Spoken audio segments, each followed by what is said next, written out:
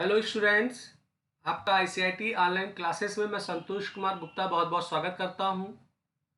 आज का जो हमारा नेक्स्ट वीडियो है वो सीएसएस के स्केडिंग स्टाइल सीट से है।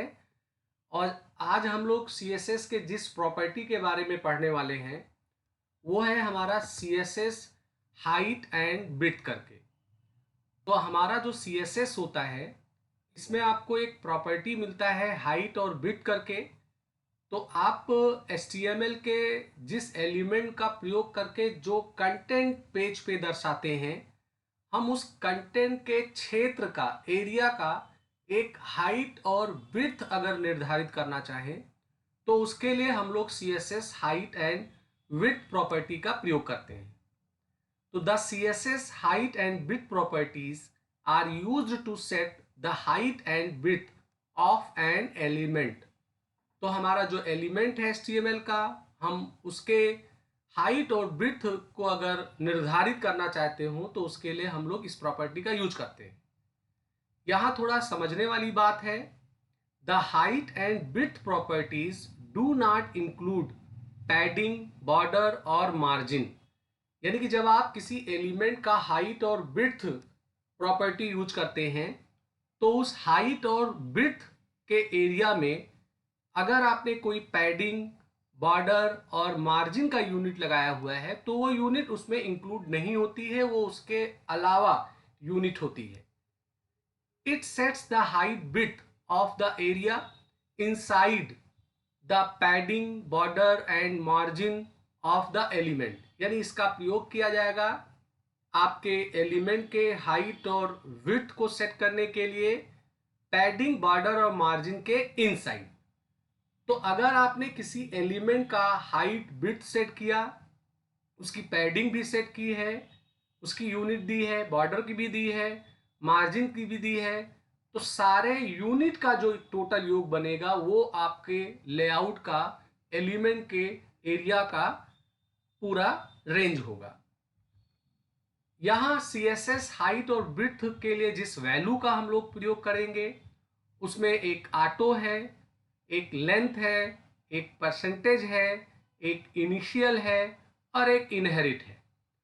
ऑटो डिफॉल्ट होता है, माने अगर आप किसी एलिमेंट का हाइट और विड्थ नहीं सेट करते हैं तो ब्राउजर खुद से उसका कैलकुलेशन करता है, तो वो ऑटो है।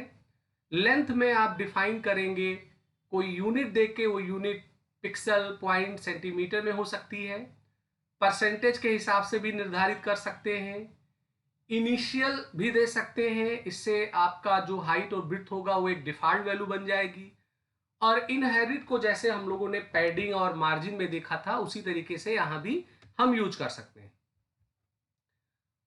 साथ साथ इसके साथ आपको एक मैक्स विड्थ करके भी प्रॉपर्टी मिलेगा। तो एक तरीका है कि हम HTML के एलिमेंट का एक विड्थ निर्धारित करें, पर आपको एक प्रॉपर्टी और मिलती है मैक्स विड्थ। तो the max width property is used to set the maximum width of element. तो आपके एलिमेंट का ये मैक्सिमम विड्थ सेट करने का काम करता है। हम मैक्स विड्थ में भी लेंथ के रूप में वैल्यू दे सकते हैं, पिक्सल, सेंटीमीटर, पॉइंट में, परसेंटेज में भी देने का काम कर सकते हैं। हमारा जो मैक्स विड्थ है इसका हमें बेनिफिट कहाँ मिलता है? इसका बेनिफिट हमें वहाँ मिलता है, जैसे मान लेते हैं कि आपने अपने HTML एलिमेंट का एक विड्थ सेट किया 500 पिक्सल। तो आपका जो HTML का डॉक्यूमेंट है उसको कोई यूजर किसी स्क्रीन पे देखेगा तो स्क्रीन की क्या साइज है ये आपको पहले से पता नहीं होती है। तो अगर आपने 500 पिक्सल यूज किया है और स्क्रीन जिस पे यूजर देख रहा है आपके कंटेंट को वो इस साइज से छोटी है, तो उस स्थिति में एक हॉरिजॉन्टल स्क्रॉल बार बन जाएगा और उससे वो आपके कंटेंट को आगे देख पाएगा। पर अगर आप मैक्स विड्थ प्रॉपर्टी का यूज करेंगे तो ब्राउजर उसे खुद से हैंडल करेगा, वो अपने आप को खुद से उस छोटे स्क्रीन के साइज में एडजस्ट कर लेगा। ये इसका प्रॉफिट होता है। तो चलिए हम इसका आपको एक प्रयोगात्मक यूज करके भी दिखाते हैं कि कैसे इसका हम कोडिंग करेंगे। तो इसके लिए मैंने HTML के कुछ पेजेस तैयार कर रखे हैं। पहले मैं उसके सोर्स कोड को दिखाता हूँ, फिर आपको उसका ब्राउज़र में मैं आउटपुट दिखाऊंगा। तो अगर आप देख पा रहे होंगे तो यहाँ मैंने एक डिवीज़न सेलेक्टर का CSS प्रॉपर्टी सेट किया है। इसकी हाइट 50 पिक्सल ली है और विड्थ 100 माने पूरे स्क्रीन को ले लिया है, और एक बॉर्डर प्रॉपर्टी भी यूज किया है। तो इससे क्या होगा कि div टैग के जरिए जो भी आप कंटेंट देखोगे उस कंटेंट का हाइट 50 पिक्सल होगा, विड्थ पूरी स्क्रीन होगी और बॉर्डर उसके ऊपर बन के आएगा।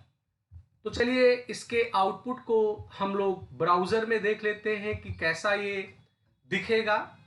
तो आप इसे ब्राउज़र में अगर आप देखो तो आपके कंटेंट का जो विड्थ है वो 100% था, इसलिए पूरी स्क्रीन आ रही है, और उसकी हाइट 50 पिक्सल था तो आपको केवल 50 पिक्सल उस डिवीज़न के लिए मिल रहा है।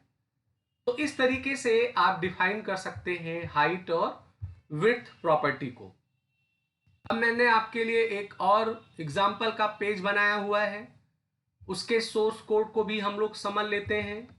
तो अगर आप यहाँ पे देखें तो यहाँ हमने हाइट 200 पिक्सल कर दिया है और विड्थ 50% कर दिया है।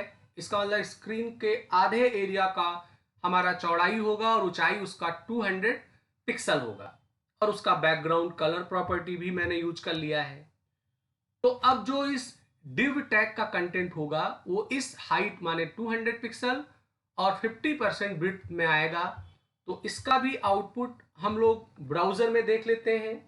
तो ब्राउज़र में अगर आप देखेंगे तो अब ये पूरे स्क्रीन को यूज नहीं कर रहा है, एक रिजर्वेशन आपको मिल गया है।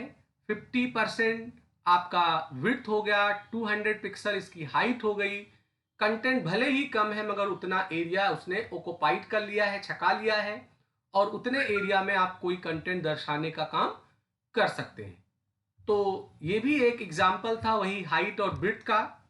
एक तीसरा पेज भी मैंने आप लोगों के लिए तैयार किया है, उसको भी बिना देर किए हुए देख लेते हैं। इसमें मैंने मैक्स विड्थ प्रॉपर्टी का यूज किया है। तो मैंने यहाँ मैक्स विड्थ प्रॉपर्टी 500 पिक्सल कर दिया है। तो इसका मतलब ये हुआ कि हमारा जो कंटेंट div टैग में आएगा उसकी मैक्सिमम जो विड्थ होगी वो 500 होगी, हाइट उसका 100 होगा। यहाँ मैंने विड्थ प्रॉपर्टी का यूज नहीं किया है, मैक्स विड्थ प्रॉपर्टी का यूज किया है। तो इसका बेनिफिट ये होगा कि आप चाहे छोटे स्क्रीन पे या बड़े स्क्रीन पे कहीं भी इस कंटेंट को देखेंगे तो हॉरिजॉन्टल स्क्रॉल बार बनने के नहीं आएगा। आपका ब्राउजर का विंडो ऑटोमेटिकली आपके कंटेंट को एडजस्ट करेगा। तो अगर इसके कंटेंट को मैं स्क्रीन पे आपको दिखाऊं तो यहाँ पर मैक्सिमम बिट इसकी 500 थी।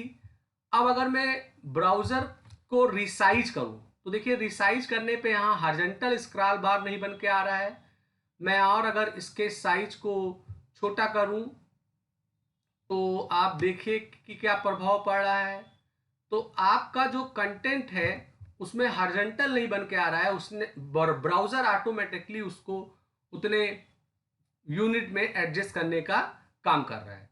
तो ये तीन प्रॉपर्टी हमारे CSS में हाइट, विड्थ और मैक्सिमम विड्थ था, जिसे मैंने आज के ट्यूटोरियल में दिखाया।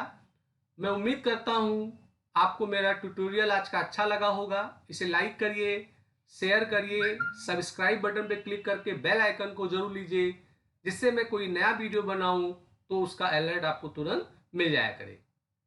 तो आज का वीडियो मैं यही समाप्त करता हूं। आपका दिन शुभ हो।